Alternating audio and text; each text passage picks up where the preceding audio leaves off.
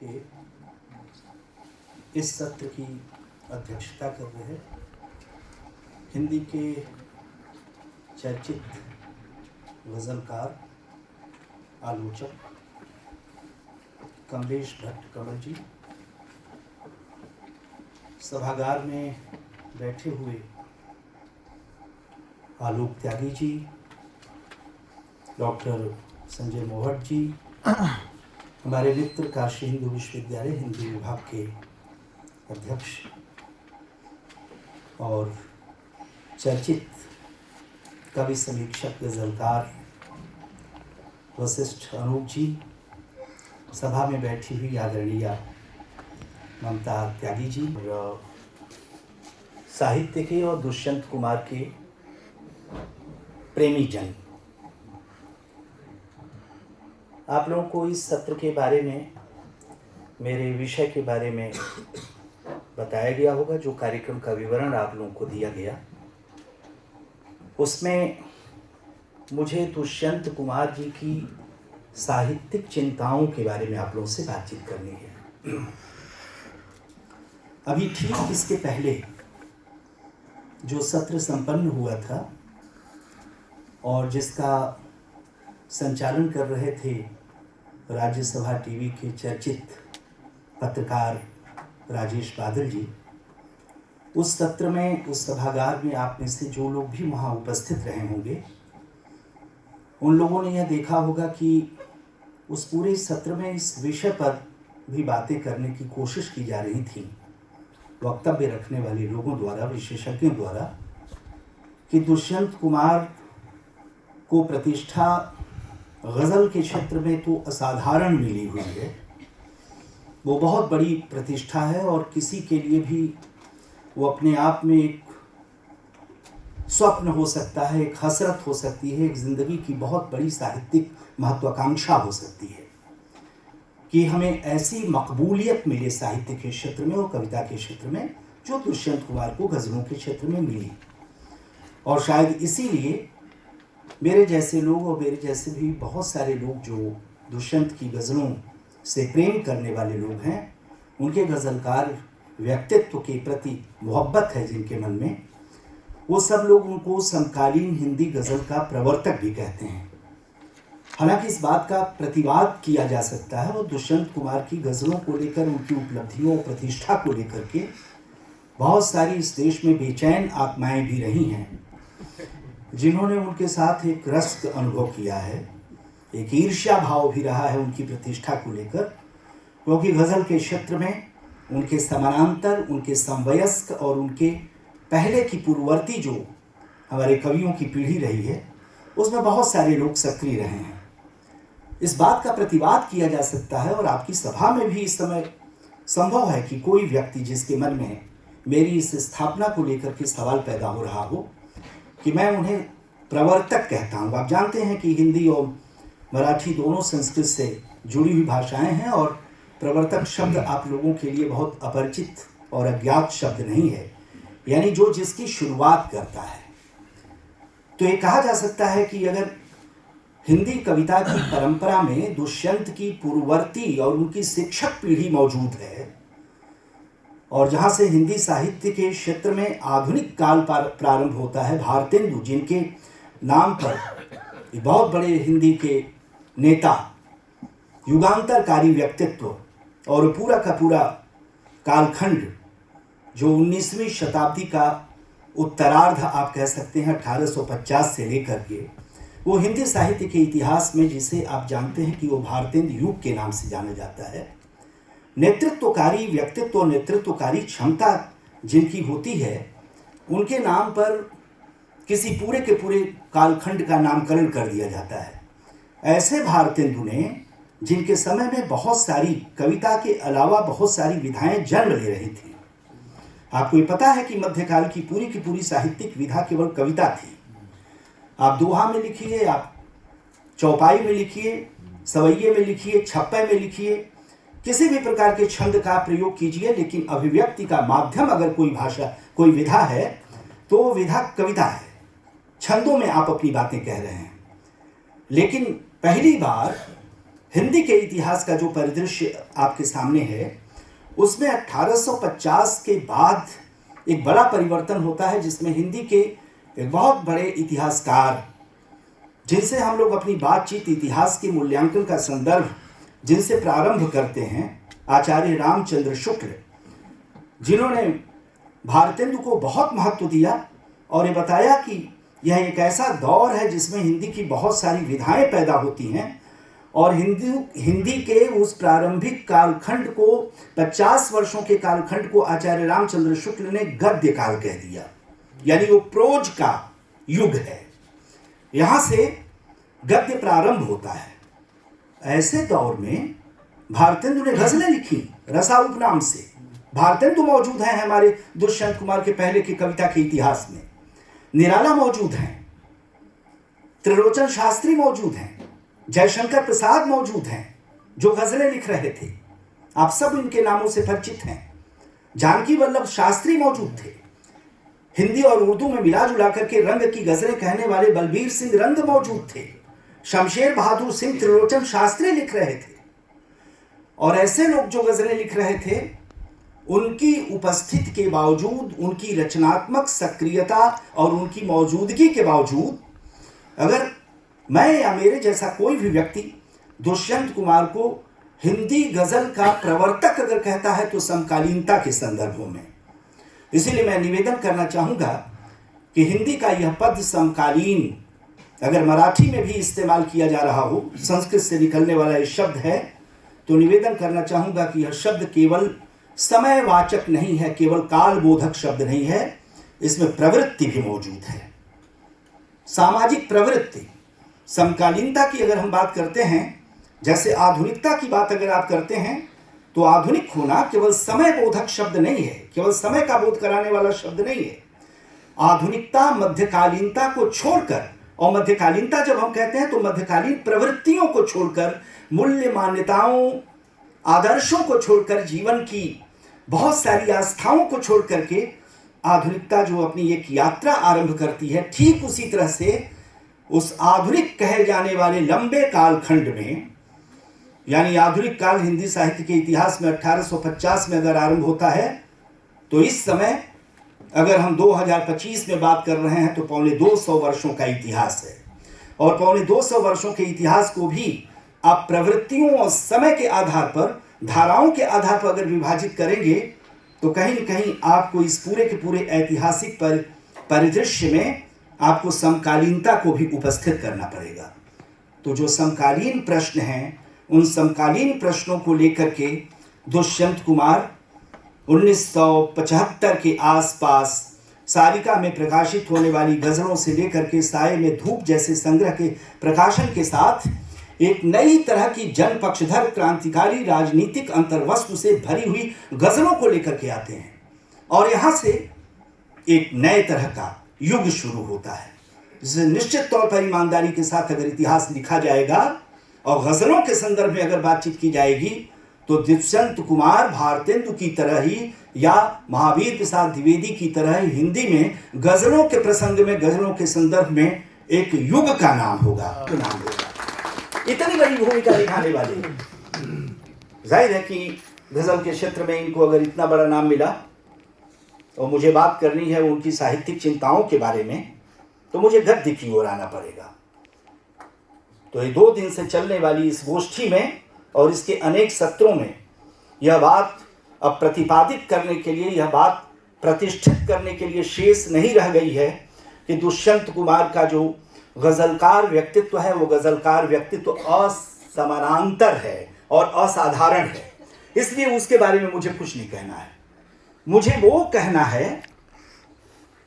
कि कई बार किसी के व्यक्तित्व का कोई ऐसा रंग इतना चटक हो जाता है, इतना गाढ़ा हो जाता है अपनी उपलब्धियों में, कि उसके रचनाकार या चिंतक या साहित्यकार व्यक्तित्व के जो दूसरे पक्ष हैं, उसके खुद के एक पक्ष की प्रगाढ़ता के आगे अलक्षित छूट जाते हैं। उस पर कभी कोई चर्चा नहीं होगी। और मैंने थोड़ा सा संदर्भ इसका ग्रहण किया था और मैंने ये कहा था कि उनके साथ एक दुर्घटना हो गई, लेकिन मैंने फिर अपनी ही बात का निषेध करते हुए कहा था कि किसी व्यक्ति को अगर किसी क्षेत्र में इतनी बड़ी प्रतिष्ठा मिल गई तो कौन इस बात को स्वीकार करेगा कि उनके साथ कोई दुर्घटना हो। लेकिन उन्होंने साहित्य के बहुत सारे प्रश्नों पर विचार किया है, गंभीरतापूर्वक विचार किया है। और उस साहित्य के जब प्रश्न होंगे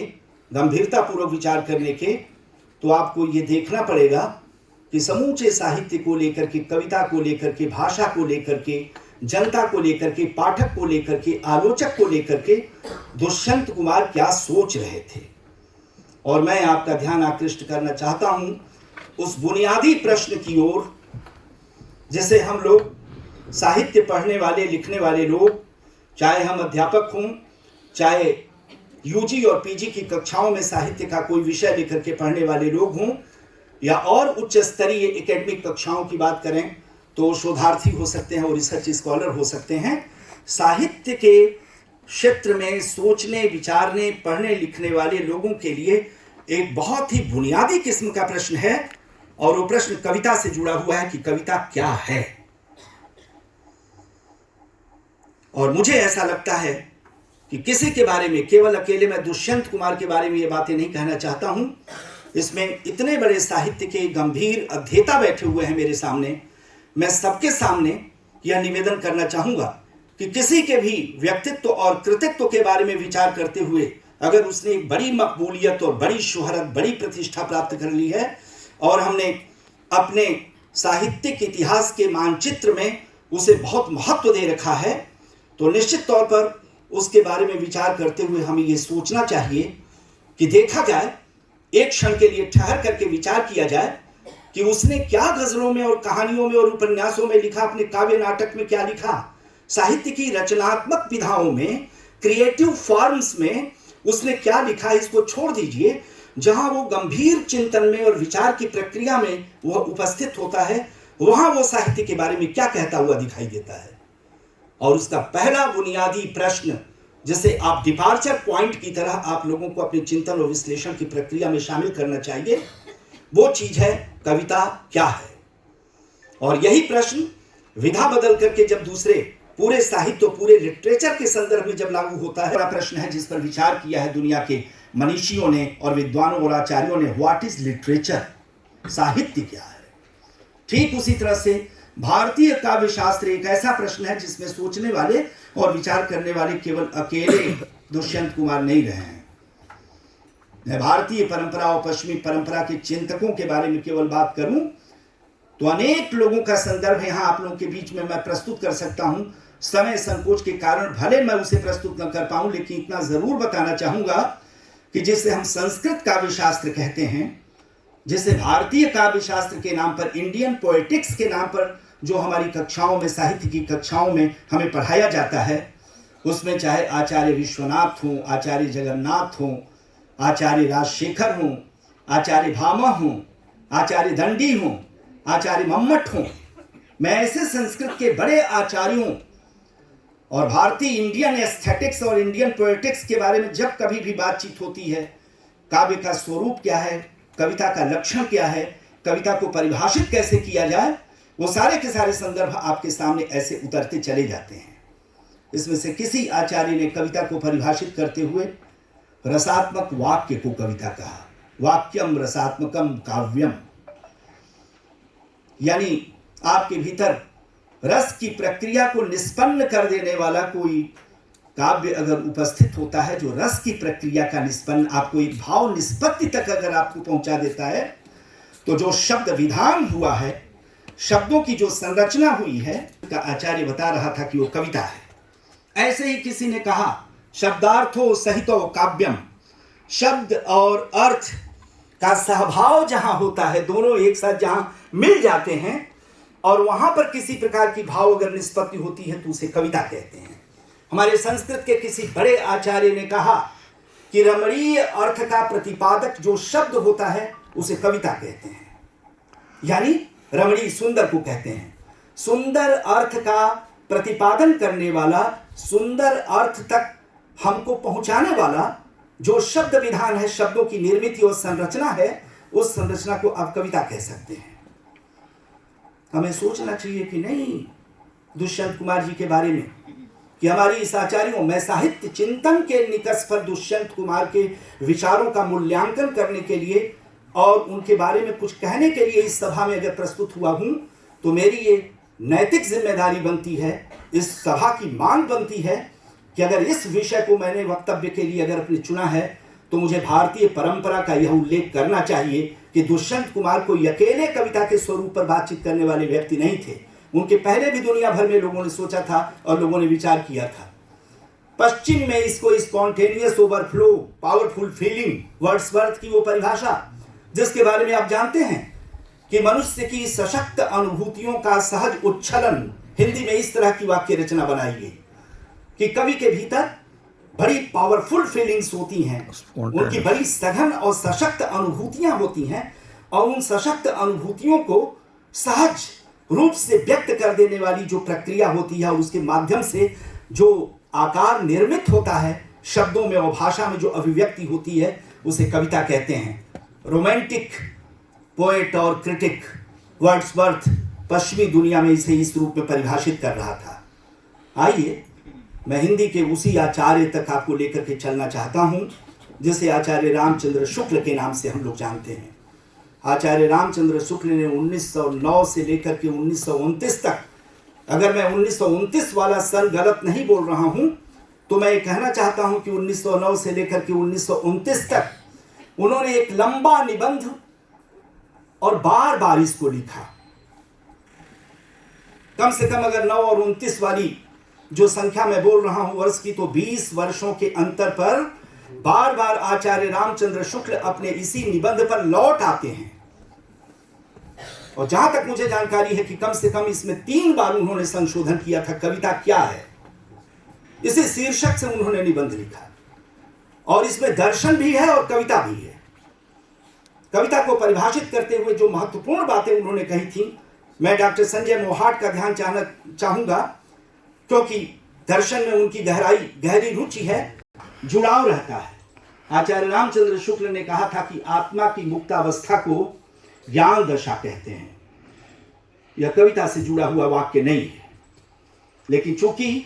2 वाक्यों की ऐसी बहुउद्धृत संरचना आचार्य रामचंद्र शुक्ल ने की है,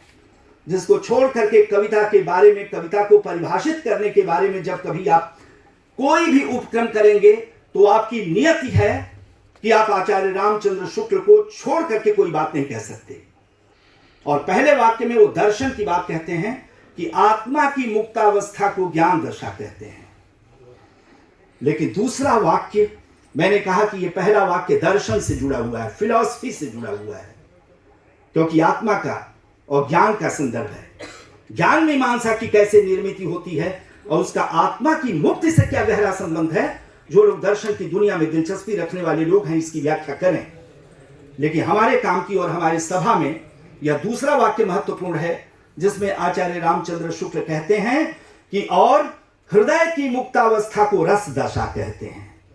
यह वही रस दशा है जिस रस दशा की चर्चा अभी इसके पहले वाक्यम रसात्मकम काव्यम के संदर्भ में आप लोगों के बीच में मैं प्रस्तुत कर चुका हूं। यानी कविता कोई ऐसी प्रक्रिया है जो आपके साथ शब्द के विधान में लेकर के चलती है, पूरी प्रवहमानता के साथ लेकर के चलती है, संवेदनाओं में भीतर आपके उतरती है, और कहीं अंतःकरण में एक ऐसी निष्पत्ति संपन्न होती है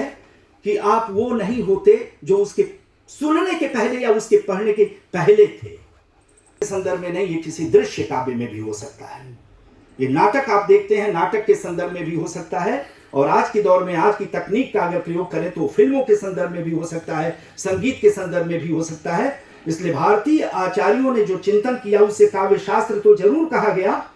लेकिन भारतीय आचार्यों में जो सर्वोपरि हैं, जिन्होंने रस निष्पत्ति की व्याख्या की थी, वो भरत मुनि, जिनका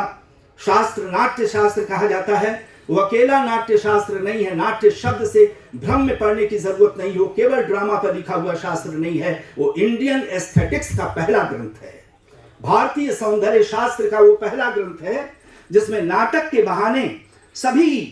कलाएं, जो मूर्ति कला है, स्थापत्य कला है, चित्र कला है, संगीत कला है, अभिनय है, सबके बारे में बहुत आधारभूत किस्म के सिद्धांत उसमें दिए गए हैं।